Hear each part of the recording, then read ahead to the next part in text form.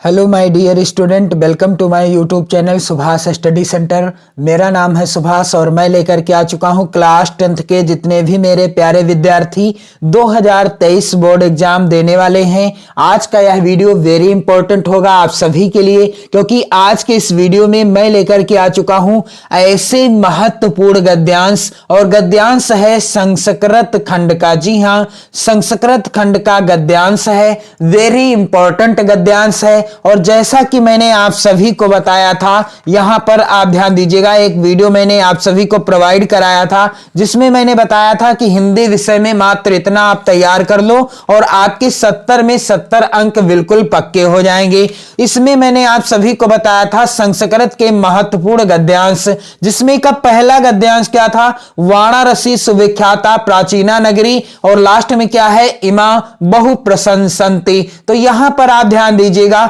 इस गद्यांश का आज के इस वीडियो में मैं आपको बताने वाला हूं संदर्भ लिखने का तरीका और साथ ही साथ इसका हिंदी अनुवाद। और मैं इसी तरह से जितना मैंने यहां पर बताया था कि इतनी चीज आप तैयार कर लो, आपके 70 में 70 अंक पक्के हो जाएंगे। मैं क्रमशः आपको रेगुलर वीडियो प्रोवाइड कराऊंगा हिंदी विषय से रिलेटेड, और साथ ही सामाजिक विज्ञान, और साथ ही गृह विज्ञान और चित्रकला विषय से। तो आप चैनल के साथ बने रहें, और यदि आप चैनल पर नए हो तो जरूर सब्सक्राइब कर लें और वीडियो को शेयर भी कर दें, क्योंकि ये आपका कर्तव्य है। तो यहां पर आप देखेंगे जो पहला गद्यांश है, यहां पर वाराणसी सुविख्याता प्राचीना नगरी, जो कि वेरी इंपॉर्टेंट है 2023 बोर्ड एग्जाम की दृष्टि से। यहां पर आप ध्यान दीजिएगा, इस पुस्तक में यहां पर पहला गद्यांश क्या है, वाराणसी सुविख्याता प्राचीना नगरी, और लास्ट में लिखा हुआ है इमाम बहु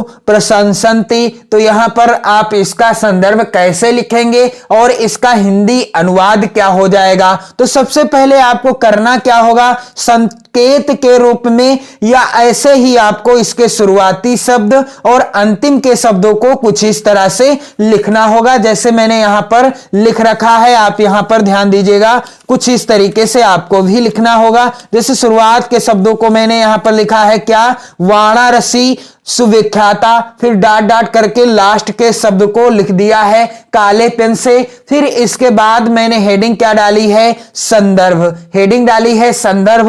और संदर्भ क्या हो जाएगा, इस पाठ के यानी वाराणसी पाठ के किसी भी गद्यांश के अंतर्गत आप सेम इसी तरह से संदर्भ लिख सकते हो। बिल्कुल आसान है तरीका, बस आपको कुछ चीजों को ध्यान में रखना होगा, जैसे कि प्रस्तुत संस्कृत गद्यावतरण हमारी पाठ्य पुस्तक हिंदी आपको ब्लैक यानी काले पेन से लिखना होगा, कि संस्कृत खंड भी आपको काले पेन से लिखना होगा क्योंकि संस्कृत खंड का गद्यांश है। में संकलित पाठ का नाम क्या है, वाराणसी, पाठ का नाम भी आपको काले ही पेन से लिखना होगा, नामक पाठ से अवतरित है। बिल्कुल आसान है संदर्भ, और इसी तरह से आप अपनी बोर्ड परीक्षा में संदर्भ लिखेंगे, आपके संदर्भ के नंबर नहीं कटेंगे। जैसा कि मैंने आप सभी को बताया भी है कि इस बार संस्कृत का गद्यांश आएगा जिसमें आपको संदर्भ लिखना होगा और हिंदी अनुवाद लिखना होगा,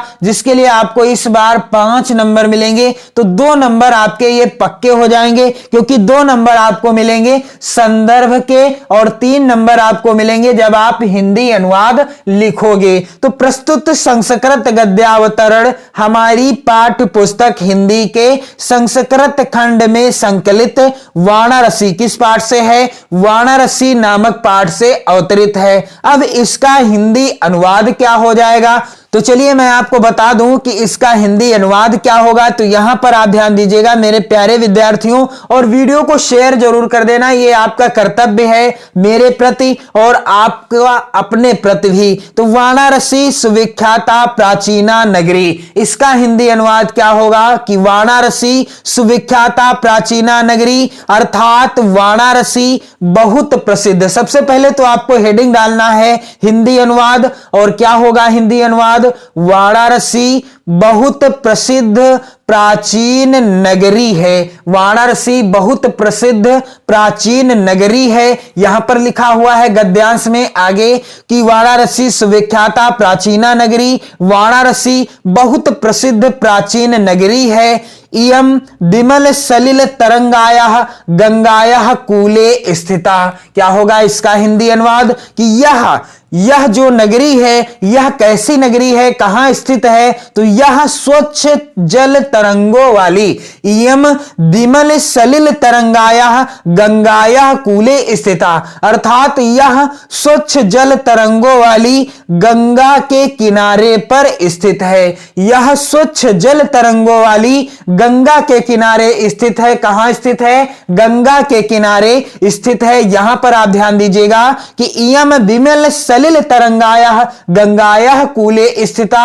आगे है अस्या घाटानाम वलयाकृति पंक्ति धवलायाम चंद्रिकायाम बहुराजते। इसका हिंदी अनुवाद क्या हो जाएगा कि अस्या घाटा नाम, अर्थात इसके घाटों की, अस्या घाटा नाम वलयाकृति, इसके घाटों की गोलाकार पंक्ति धवलायाम चंद्रिकायाम बहुराजते, सफेद चांदनी में बहुत शोभित होती हैं। अस्या घाटा नाम वलयाकृति पंक्ति धवलायाम चंद्रिकायाम बहुराजते, अर्थात इसके घाटों की गोलाकार पंक्ति सफेद चांदनी में, यानी जब सफेद चांदनी रात होती है तब क्या होता है कि ये जो गोलाकार इनकी घाटों की पंक्ति है, लाइन है, बहुत ही ज्यादा सुशोभित होती है, बहुत ही ज्यादा चमकती है, अच्छी लगती है देखने में। तो अस्या घाटा नाम वलयाकृति पंक्ति धवलायाम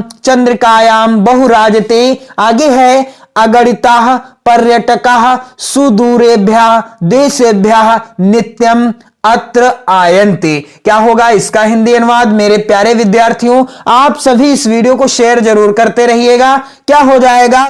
अगणितः अर्थात असंख्य, पर्यटकः अर्थात यात्री, सुदूरेभ्यः देशेभ्यः नित्यम अत्र आयन्ते, दूर दूर देशों से यहां आते हैं। नित्य प्रतिदिन दूर दूर देशों से असंख्य यात्री यहां आते हैं। और आगे लिखा हुआ है गद्यांश के अंतर्गत कि अस्या घाटानाश्च शोभाम विलोक्य इमाम बहु प्रशंसन्ति, अर्थात इसका हिंदी अनुवाद क्या हो जाएगा कि और इसके घाटों की शोभा देखकर इसकी बहुत प्रशंसा करते हैं। बिल्कुल आसान है हिंदी अनुवाद कि वाराणसी सुविख्याता प्राचीना नगरी, अर्थात वाराणसी बहुत प्रसिद्ध प्राचीन नगरी है। इयम विमल सलिल तरंगायाः गंगायाः कूले स्थिता, और यह स्वच्छ जल तरंगों वाली गंगा के किनारे पर स्थित है। अस्या घाटानाम वलयाकृतिः पंक्ति धवलायाम चंद्रिकायाम बहुराजते, इसके घाटों की गोलाकार पंक्ति सफेद चांदनी में बहुत शोभित होती है। अगणिताः पर्यटका सुदूरेभ्यः देशेभ्यः नित्यम अत्र आयन्ते, और असंख्य यात्री दूर दूर देशों से यहां रोज आते हैं। अस्याः घाटानाश्च शोभाम विलोक्य इमाम बहु प्रशंसन्ति, अर्थात और इसके घाटों की शोभा देखकर इसकी बहुत प्रशंसा करते हैं। तो इसके बाद जो भी महत्वपूर्ण गद्यांश है संस्कृत खंड का और महत्वपूर्ण जो पद्यांश हैं, सभी से रिलेटेड वीडियो आपको क्रमशः आपको इस चैनल पर देखने को मिलेंगे। आप 2023 बोर्ड परीक्षा में यदि हिंदी विषय में 70 में 70 अंक लाना चाहते हो तो आप जरूर तैयारी करना स्टार्ट कर दो। और आज है 6 जनवरी, ध्यान दीजिएगा आप सभी, 6 जनवरी है और फरवरी माह में ही आपकी प्री बोर्ड, या हो सकता है जनवरी माह के अंत में ही आपकी प्री बोर्ड परीक्षाएं हो जाएं और फरवरी माह के मध्य में। तो आप ये मानकर चलिए कि आपको अब 1 महीने में यानी इसी जनवरी माह में अच्छे से तैयारी करनी है प्रत्येक विषय की। जी हां, मैं आप सभी को बताना चाहूंगा कि आपको प्रत्येक विषय की तैयारी करनी है 1 ही महीने में। तो अब आपको आलस्य नहीं बरतना है, अब आपको मेहनत के साथ पढ़ाई करनी है। 2023 बोर्ड परीक्षा में आपको अच्छा स्कोर करना है और अपना और अपने परिवारजनों, माता पिता और गुरुजनों का नाम रोशन करना है, आप इस वीडियो को शेयर जरूर कर देना और साथ ही साथ चैनल के साथ जरूर बने रहना। जय हिंद।